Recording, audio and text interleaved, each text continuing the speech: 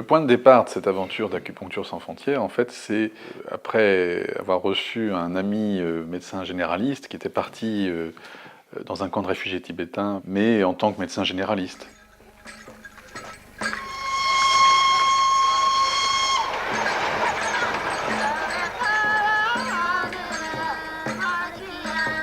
Il avait à sa disposition quelques médicaments, quelques valises de médicaments que laissaient les touristes bienveillants quand ils passaient dans le coin.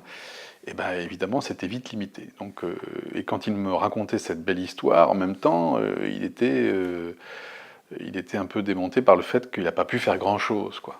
Et puis, et sur place, il y avait parmi les personnes qui étaient des soignants, il y avait un médecin tibétain, de formation de médecine tibétaine, mais qui, de la même façon, bien qu'il soit sur le territoire où il y a toutes les plantes nécessaires à la pratique de sa médecine, ces plantes-là avaient un coût, et les gens qui n'avaient pas d'argent n'avaient pas accès aux soins. Point. Lors de cette soirée, voilà, l'acupuncture, elle a une place intéressante, puisque avec de simples aiguilles qu'on peut réutiliser en plus, qu'on peut stériliser, on pourrait apporter un confort facile sans dépendre toujours d'un médicament qui est toujours très rare ou très coûteux, en tout cas, ou pas là du tout. Enfin. Et donc je suis allé dans ce même camp de réfugiés, sur les contreforts de l'Himalaya, où là c'était des réfugiés tibétains qui avaient passé la frontière, un village de 500 personnes. Il n'y avait rien. Il n'y avait rien. Donc ça a été la première aventure d'ASF. Voilà.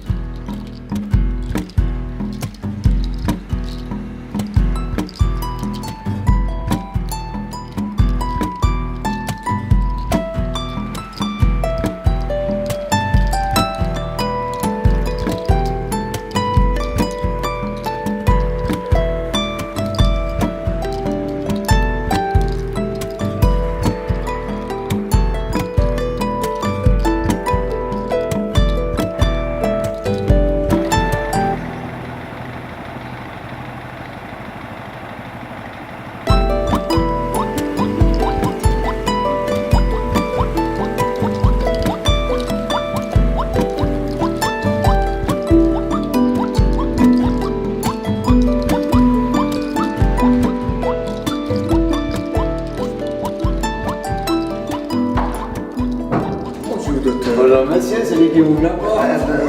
Bonjour. Vous apportez le soleil aujourd'hui? Ah bah oui. Parce que la dernière fois, il y avait la pluie. Bon voilà, alors des nouveautés depuis la dernière fois? Depuis la dernière fois, je crois que les mains, je trouve un peu plus souples peut-être. Est-ce que vous avez fait la dernière... Serrez-moi les mains là. Ouais. Dans le fond, l'acupuncture, c'est très simple. Il s'agit de mettre des aiguilles sur des points d'acupuncture, ces points d'acupuncture qui sont situés sur des méridiens, et on attend l'effet. On attend que l'effet se passe. Passez vite. Ouais. Mais c'est vrai, madame, ça va tranquillement. Piano. Mais le petit café, je vous le fais? Ah, alors avec plaisir. D'accord. Merci beaucoup. Belle habitude. Bon, alors ces poux chinois, qu'est-ce qu'ils racontent? Ça paraît un peu magique, mais en réalité, ça obéit à des lois qui sont en même temps complexes et en même temps d'une grande logique. Les méridiens, c'est un réseau de lignes virtuelles qui parcourt tout le corps et qui véhicule les différentes énergies qui sont censées faire fonctionner notre organisme. Et les points d'acupuncture sont situés sur la peau, et il est important de savoir que la peau dérive du même tissu embryonnaire que le cerveau. On peut donc dire que la peau, c'est un formidable système nerveux externe qui permet au cerveau d'être informé de ce qui se passe à l'extérieur. Voilà, docteur. Le meilleur café de la République. Merci beaucoup. De la République, Merci je ne sais beaucoup. pas. Même avec un petit chocolat. Servez-vous. Très bien. Bon, alors écoutez, aujourd'hui je vous mets 2 aiguilles à chaque bras et 2 à chaque jambe. D'accord? Avec une aiguille qu'on place sur certains points, on peut modifier des situations dans lesquelles l'énergie est soit bloquée, soit en insuffisance, soit en excès quelque part. Bon. On va attendre le petit quart d'heure comme d'habitude. Petit quart d'heure. Voilà. Bon, maintenant, il faut que je m'encourage pour aller passer des bonnes vacances, quoi. C'est l'enfer autrement. Ah, c'est l'enfer parce que vous ne pouvez pas faire tout ce que vous voulez, mais maintenant vous avez votre voiture, vous pouvez la prendre, vous pouvez même aller jusqu'en pour conduire, sud de la France. Pour conduire, c'est acquis. Voilà, Voilà, Oui, ça c'est c'est acquis. vraiment génial. Même les contraventions sont acquises. Les excès de vitesse, non. Ah bah dis donc. Ce qui est frappant, c'est qu'en mettant une aiguille d'acupuncture sur un point particulier, on va pouvoir toucher non seulement le fonctionnement physique de l'individu, musculaire ou ligamentaire ou tendineux, mais on va également influencer son état émotionnel, son état psychologique, son état spirituel. Comme dit le docteur, le meilleur remède, c'est... Et se faire plaisir. Le plaisir, exact, bravo. Ah bah tiens. Là, Tiens, c'est resté bien entré. Oui, alors bravo, bravo, Ouais, je suis c'est content. bien entré, ça. Bah, je suis persuadé de ça, c'est vrai. Bien, très bien. Elle est pas très, très... C'est évidemment une richesse extraordinaire d'avoir tout cet arsenal et toute cette pensée globaliste à notre disposition, ce qui nous permet, pour chaque patient, non pas d'utiliser des recettes de cuisine, pour telle maladie on fait tel point, non, c'est de créer un traitement qui est individualisé et qui est fabriqué par notre esprit en fonction de ce que le patient va nous dire, de sa vie, de ses pensées, etc.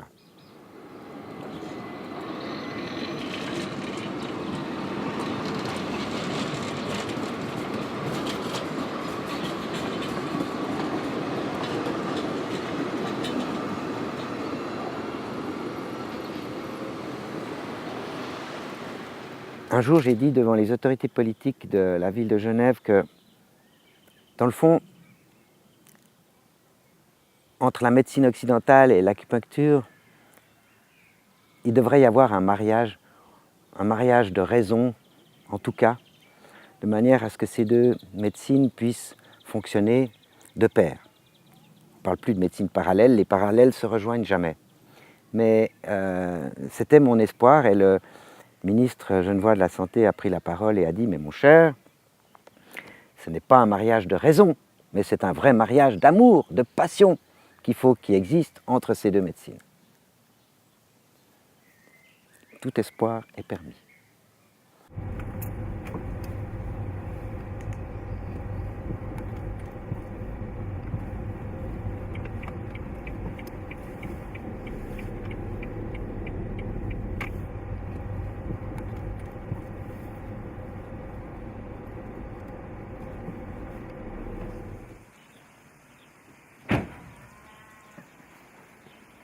Dans cette constatation de l'efficacité du raisonnement scientifique, il ne va plus y avoir de place, tellement on est satisfait de tout ça, il n'y a plus de place pour ce qu'on n'a pas directement acquis au moment de ses études de médecine. Et donc on aboutit à un médecin qui est très savant, sûrement, qui est très compétent auprès de ses malades, mais chez lequel il n'y a pas obligatoirement d'esprit de curiosité pour autre chose, parce que le capital qu'on lui a donné lui paraît très largement suffisant pour être très régulièrement efficace auprès de chacun de ses malades. Si on prend ce médecin qui a été élevé dans cette certitude, on comprend qu'il va avoir obligatoirement un regard de méfiance pour toutes les médecines non médicamenteuses et particulièrement pour l'acupuncture.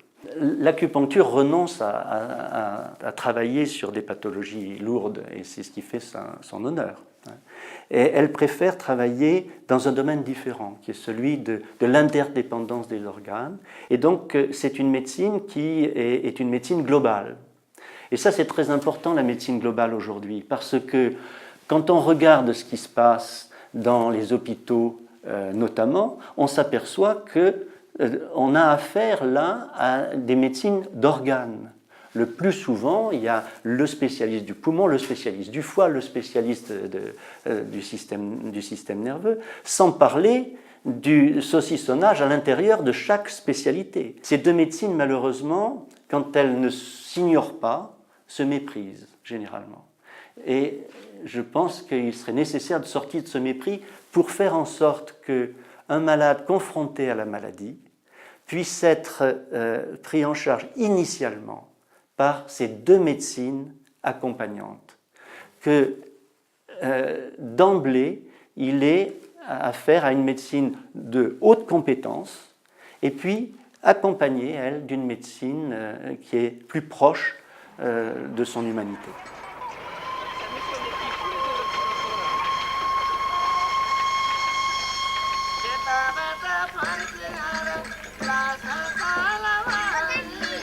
Sonada, nord de l'Inde, dans les contreforts de l'Himalaya.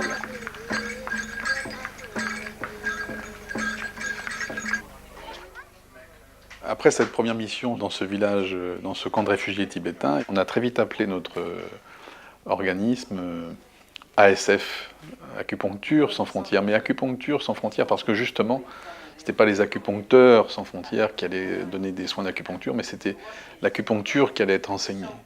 Et du coup, là, on avait une espèce d'action qui durait dans le temps et qui pouvait limiter les dépendances et au savoir-faire et au matériel.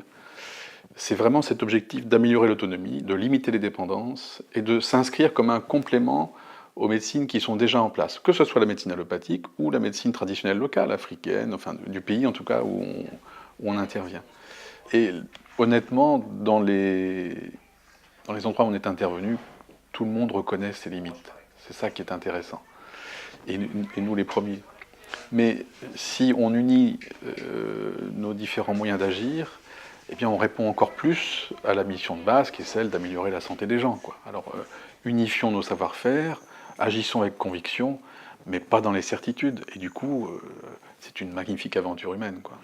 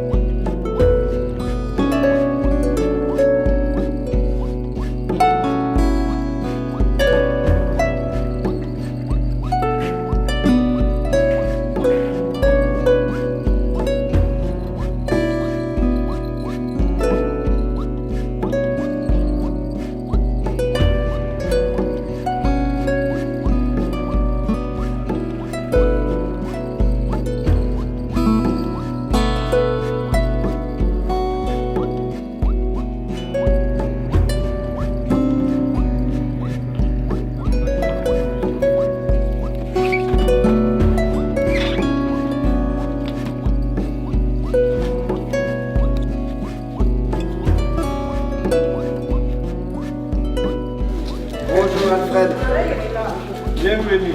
Comment ça va? Bien dormi?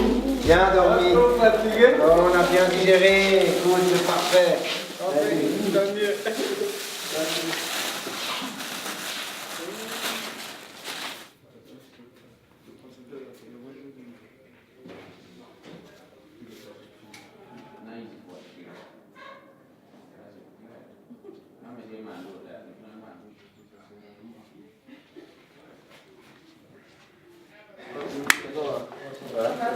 tu as mangé quoi ce matin? J'ai bu du café. Ah bon? Du café. Ouais. Ah, ça a commencé déjà. Oh là, tu es en forme. Ouais, yes. Tu as mis une cravate, une veste et tout ça, tu as fait. Où est la cravate? Ça tombe bien, docteur Salam Ojo, cardiologue.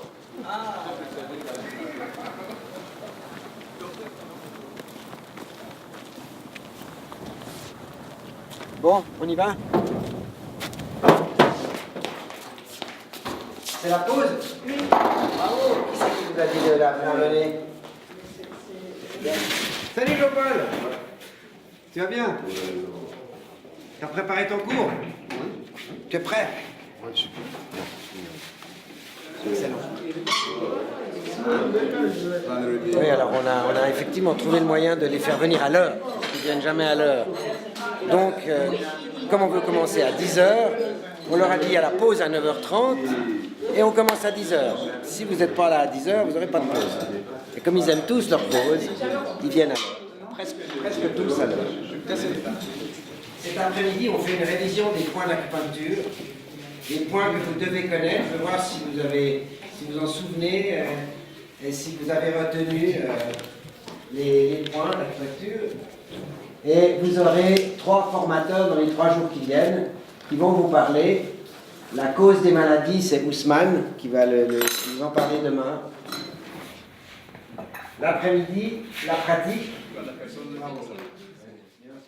Pour que l'acupuncture s'installe à l'hôpital de Waïvia, c'est sans conteste le fait que moi j'étais intéressé. C'est moi qui me suis déplacé personnellement vers ASF Arma, en l'occurrence Bernard, que je connaissais. Je le voyais dans la ville, on dit c'est lui le responsable de l'acupuncture. J'ai été personnellement le toucher pour lui dire que je suis intéressé. Montrez-moi le GI4. Tous. GI4. Donc sur ma demande, j'ai demandé si eux, ils pouvaient désormais venir assurer une formation en acupuncture au personnel de l'hôpital de Waïvia. C'est ainsi que nous nous sommes entendus, on est convenus, et en 2005 même, ils ont commencé la première session dans cet hôpital. Sur le côté. Il fait mal ou bien? Un peu mal. Comment ils sont fabriqués ces Africains? Je trouve pas le... C'est un gars gentil. Il y a un gars là, il n'y a pas ça. Donc, pour les malades qui viennent, ils vont d'abord aux urgences ou à la consultation générale. Et les infirmiers qui ont reçu la formation là-bas vont identifier que ce sont des cas qui peuvent être pris en charge au niveau de l'unité d'acupuncture. Il y en a qui viennent, ils nous disent non, moi je vais être pris en acupuncture là où on pique les aiguilles. Là. Il paraît que là-bas là, c'est plus efficace que les comprimés qu'on prescrit, etc. Il est très important que les gens sachent que l'acupuncture, comme on dit, c'est une médecine complémentaire, on est d'accord, mais ça soulage, ça aide beaucoup les gens et les gens qui passent à l'acupuncture sont très très contents. Mais ce qui est sûr, l'acupuncture c'est une médecine complémentaire magique.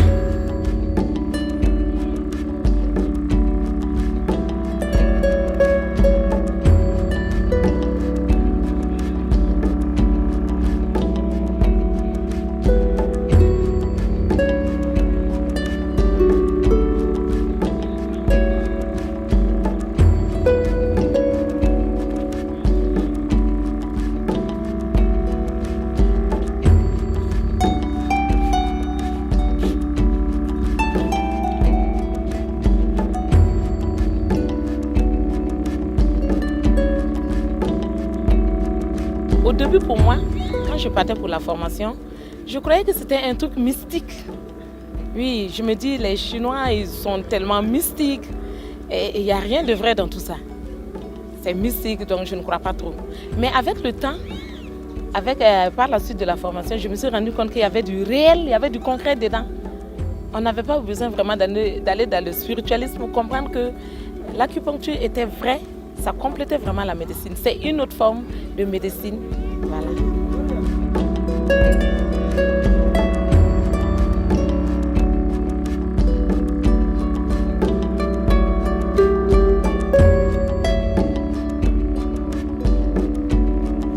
Très intéressant pour les personnes qui sont un peu démunies, et en ce sens qu'on n'a pas besoin d'acheter des médicaments pour ça. Voilà, donc c'est les aiguilles, dès que les aiguilles sont disponibles, on peut en tout cas appliquer et c'est très bien.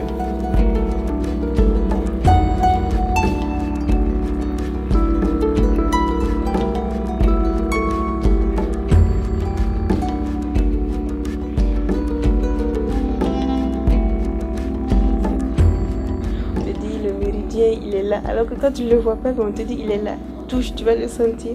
Et effectivement, à force de toucher, de cesser, de chercher, tu arrives vraiment à sentir qu'il est là. Donc je pense que ça c'est vraiment bien, ça me plaît beaucoup.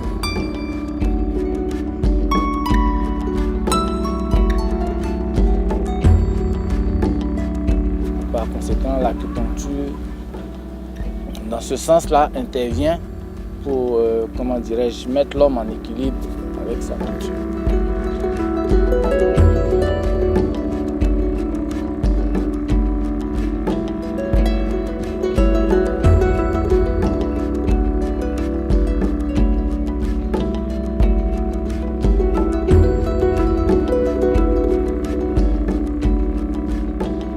Après, je me concentre. Je suis gentille. Tu me fais mal déjà. C'est toi là, c'est psychologique. Hein. Pardon. Ouais, c'est bon. Ah, ça fait mal. C'est arrivé jusqu'à l'os, c'est bon.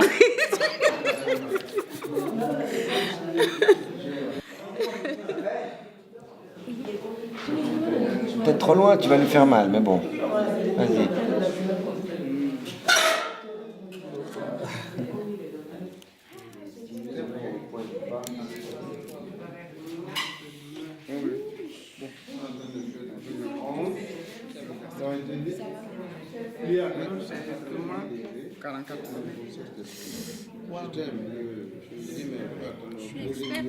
Amène ta main.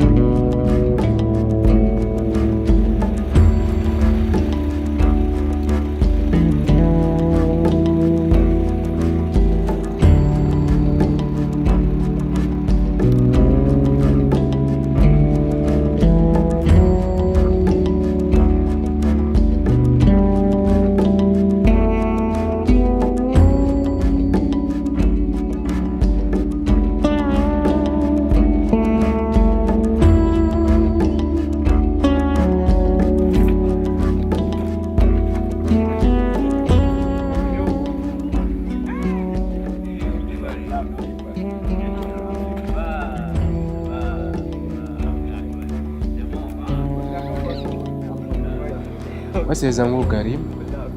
Je suis attaché de santé en chirurgie. J'ai fait la formation en acupuncture aussi. Donc, je peux dire que je suis attaché de santé et infirmier en acupuncture. J'ai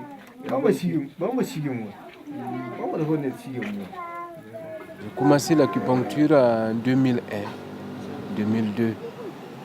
Nous étions la première équipe que Agma, avec ASFI, nous formait. Et depuis 2002, je me suis lancé dans l'acupuncture parce que j'ai trouvé que c'était quelque chose de bien pour la population. Et ils ne payaient pas, ça les soulageait pour leur lombago, leurs genoux, leurs épaules, les céphalées. Pas mal de pathologies. Ça va? Oui, ça va. Ça va. Petit à petit, on faisait comme ça. Et mes malades s'augmentaient. De 5, 10. Après 10, j'obtenais des 20. Il y a des gens qui venaient des villages voisins. Et en fin 2002, quand on finissait carrément la formation, je dis tiens, voilà une chose que j'aimerais au moins envoyer chez moi dans mon village. Et je faisais des déplacements 1 ou 2 fois dans le mois pour aller soigner.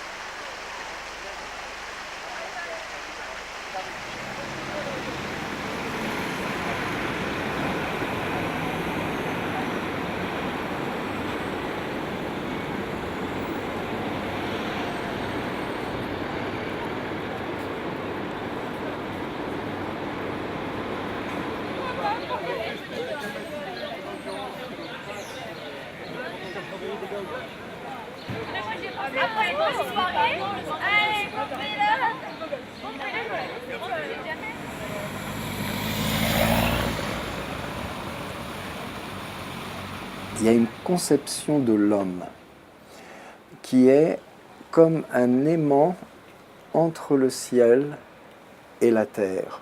Et comme il est un aimant, il attire les énergies du ciel et pompe les énergies de la terre par ses pieds. Et il fait circuler en lui, alors selon les méridiens de l'acupuncture, il fait circuler l'énergie dans son corps. Et pour les Chinois, quand on veut parler de l'homme, on peut l'appeler ciel-terre. Donc le principe sous-jacent à tout ce qui existe est ce qui met tout en mouvement. Et il met tout en mouvement en faisant interagir l'une sur l'autre deux polarités, le yin et le yang. Et donc le Tao est un principe qui maintient en mouvement, en activité permanente chacune de nos vies. Et donc, dans la conception chinoise, la maladie surgit quand il y a des blocages qui empêchent l'énergie de fonctionner de façon tout à fait fluide. En Chine, on n'a pas tellement le concept du bien et du mal comme nous avons, nous, en Occident. On a ce concept du yin et du yang qui doivent fonctionner harmonieusement. Et quand ils fonctionnent harmonieusement, tout ce qui en sort, c'est du bien. Et si l'un des principes s'impose trop à l'autre, qu'il y a trop de yin, alors à ce moment-là, c'est de l'enfermement. S'il y a trop de yang, c'est trop d'explosion, de dispersion. Et donc, ce que nous, occidentaux, nous appelons le mal, c'est en fait comme un dysfonctionnement des polarités l'une par rapport à l'autre. Pour avoir un peu pratiqué les pratiques énergétiques chinoises, je pense que ce qu'on appelle énergie est la résultante à la fois d'une respiration qui fonctionne bien, d'une circulation qui est meilleure, de plein de choses que la médecine occidentale étudie séparément. Mais quand on dit l'énergie, on dit que tout cela fonctionne pour le bien de l'homme tout entier.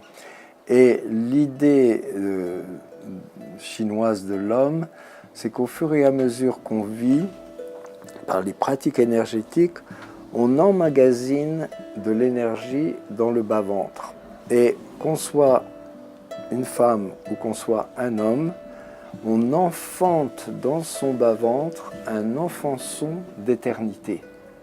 Et si, par la respiration, par l'alimentation, par le recours aux plantes aussi, à l'acupuncture, on réussit à intensifier l'énergie dans son corps, à ce moment-là, si la mort arrive et qu'on a déjà enfanté l'enfançon d'éternité en soi, ça n'a plus, c'est un non-événement.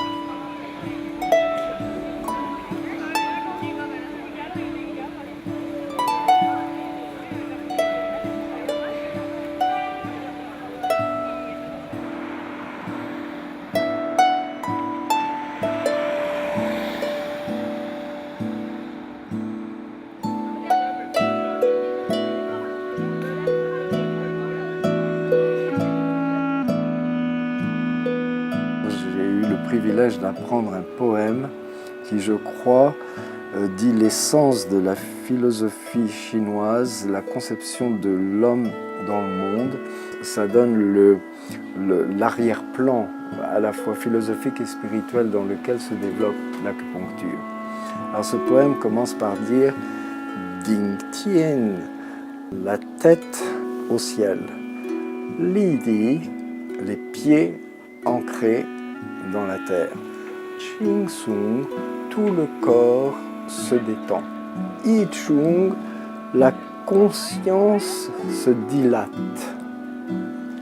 Wai Jing, Nei Jing. Wai Jing, ça veut dire l'abandon, accepter que les choses sont comme elles sont si j'y peux rien. Nei, c'est à l'intérieur la paix. Xin Chung, le cœur est comme un lac d'eau limpide. Mao Gong et moi, j'adopte une attitude très modeste, très humble à l'égard des êtres et des choses. Yin Bu Chi, plus une seule pensée ne traversant l'esprit, Shen Shu Tai Kung, l'esprit s'identifie au vide infini de l'espace. Shen Yi Chao Ti, quand l'attention revient vers l'intérieur, Chao Shen Rong Rong, Chao Shen Rong Rong, tout est en paix, tout est en place, tout est en harmonie.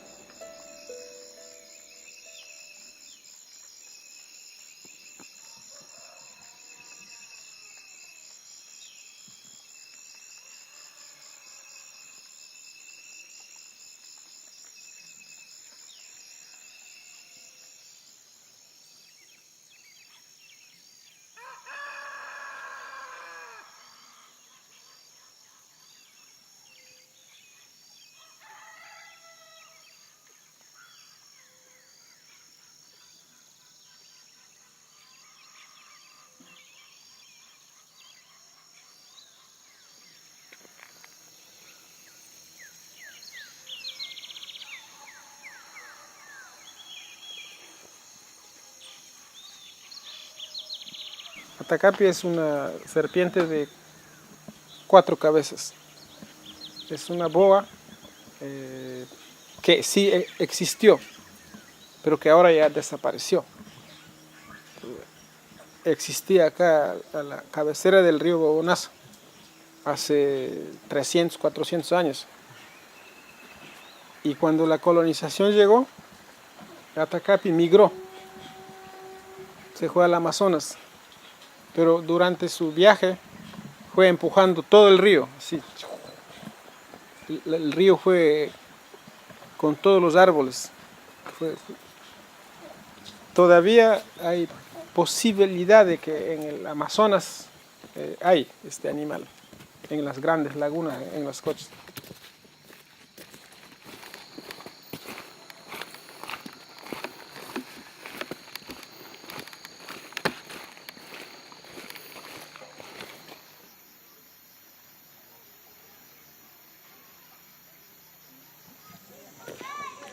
Buenos días. Hola. Buenos días. Hola. La iniciativa de Sasihuasi nace primero porque la población de Sarayaku conoce mucho de plantas medicinales, conoce curaciones, limpiezas energéticas. También hay curaciones de los yachak, pero el problema es que la gente no empieza a practicar. Hay una gran influencia de la medicina occidental y la gente, teniendo muchos conocimientos, empiezan a olvidarse. Entonces, esta cultura del pensamiento, de la salud preventiva, desde muy joven, desde muy niño, antiguamente bebían todo plantas y ahora ya no se hace eso.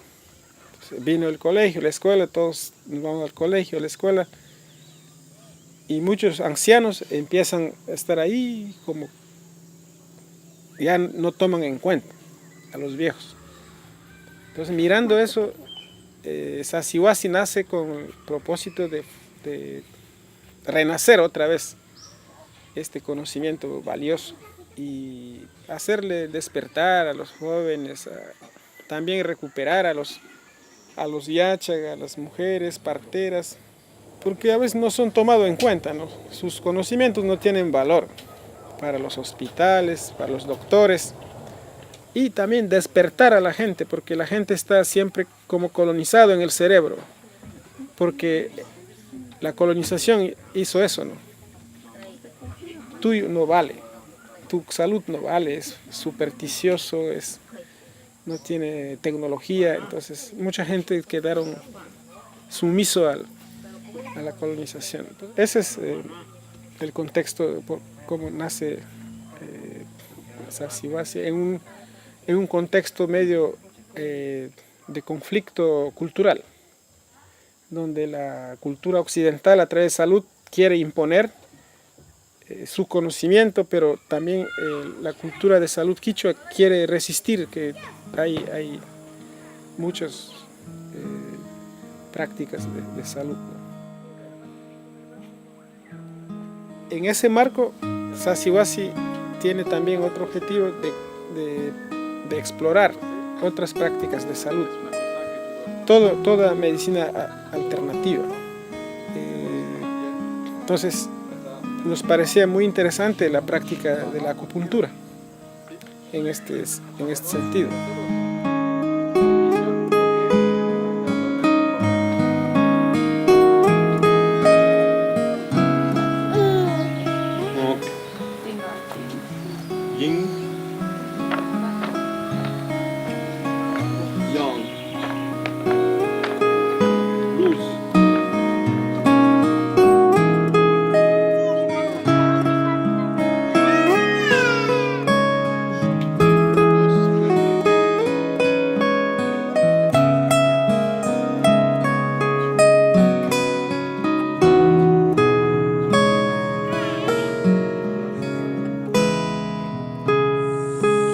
Pour eux, l'énergie n'est pas du tout une inconnue. C'est quelque chose qu'ils ressentent très fort dans leur environnement, mais aussi dans leur propre corps. Donc on est parfois très surpris dans les traitements qui vous décrivent le trajet des méridiens, parce qu'ils ressentent. Donc évidemment, ça correspond d'autant plus à une manière de soigner qui leur correspond.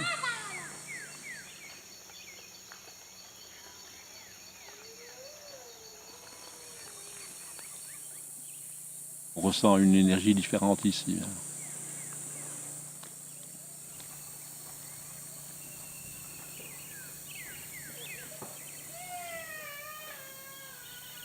On retourne un peu vers nos racines, parce que c'est eux la racine.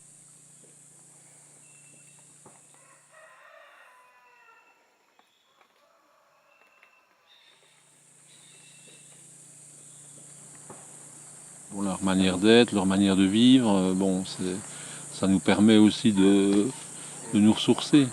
On amène à savoir, mais on a beaucoup de retours, parce que bon, il y a une communion qui est possible.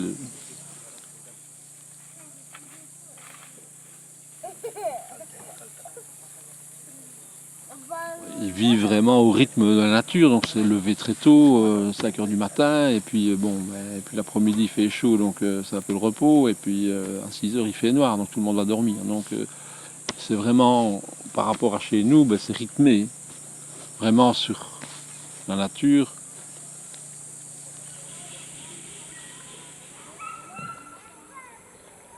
Tout le monde participe à cette vie ensemble, et c'est ce que chez nous on a oublié. La nature elle est d'un côté et nous on est de l'autre.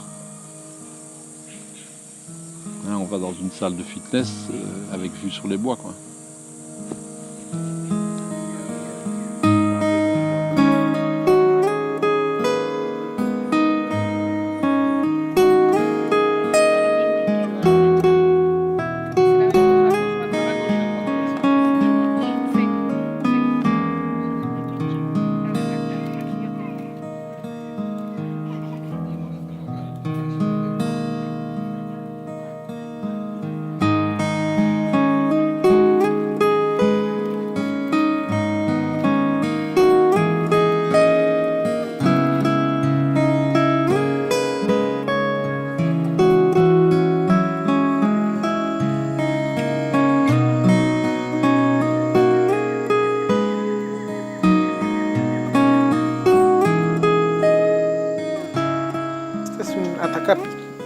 Atacapi es una serpiente de 4 cabezas, pero es un animal a nivel de la filosofía, de la espiritualidad de Sarayaku y de muchos pueblos indígenas amazónicos, representa el poder de la energía.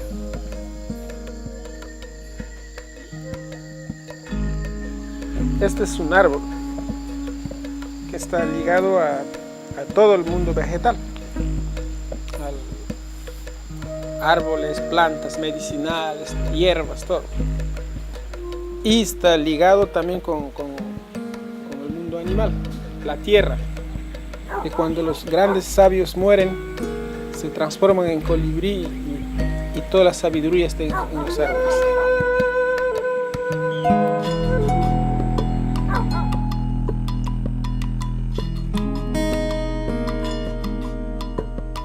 Amazanga es el amo del bosque, de la selva. Él es el que regula el ecosistema. Él es el dueño del bosque, de los animales, de jabalíes, de monos, de pájaros. Del mundo animal, el árbol de la vida, el humano, el hombre, la naturaleza, que somos un solo.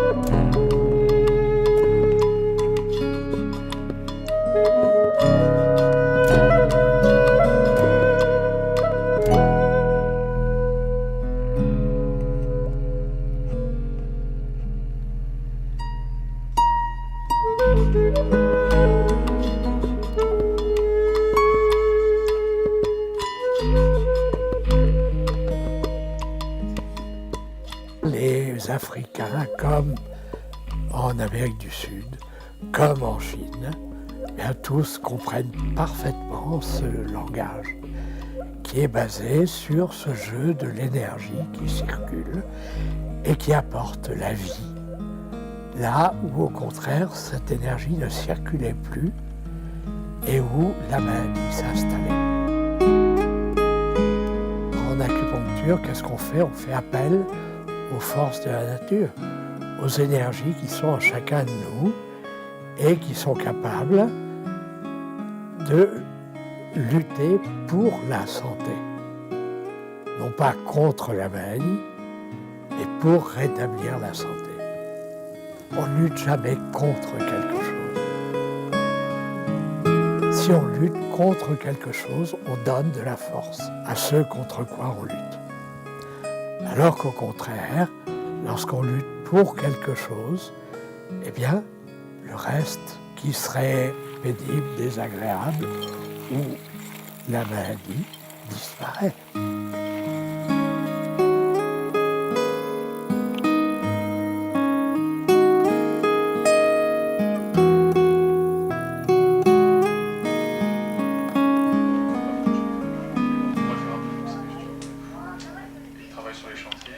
La mission dans les camps de réfugiés en Inde, on avait fait 2 secteurs, un où tu consultais en allopathie et moi en acupuncture à côté.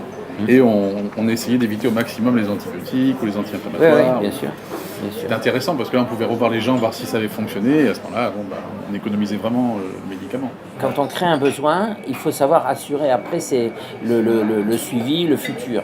Créer un besoin et puis après disparaître ou ne pas donner de suite parce qu'on ne peut pas pour des moyens logistiques ou d'autres raisons, c'est pire que mieux.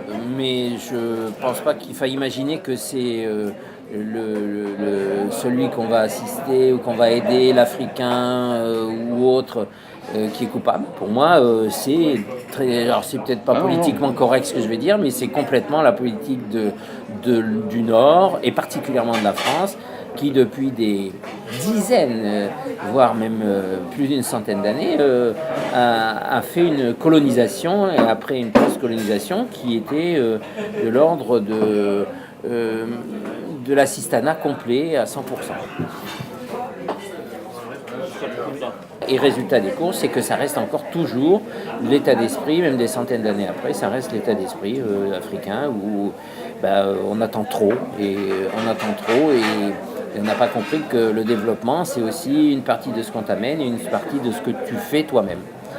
L'important de toute façon, c'est de rester au même endroit pendant de nombreuses années pour être certain que l'acupuncture se pérennise. Sinon, au bout de quelques années, si on n'y retourne pas, elle est appelée immanquablement à disparaître. C'est intéressant pour des gens qui vont partir en mission de savoir qu'il faut vraiment qu'ils motivent et qu'ils trouvent une locomotive sur place. Vous pouvez former et vous venez souvent les suivre. Suivre, ça veut dire sur le plan organisationnel, sur le plan pratique.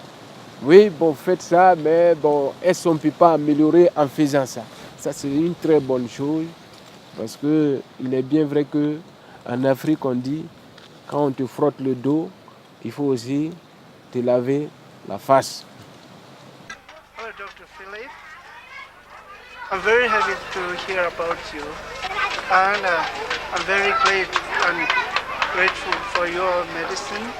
Now, what all I want to tell you is that still I have to learn a lot of things from you, and I must learn them before it's too late. And there's only one person from whom I can learn, and it's you. Please come back.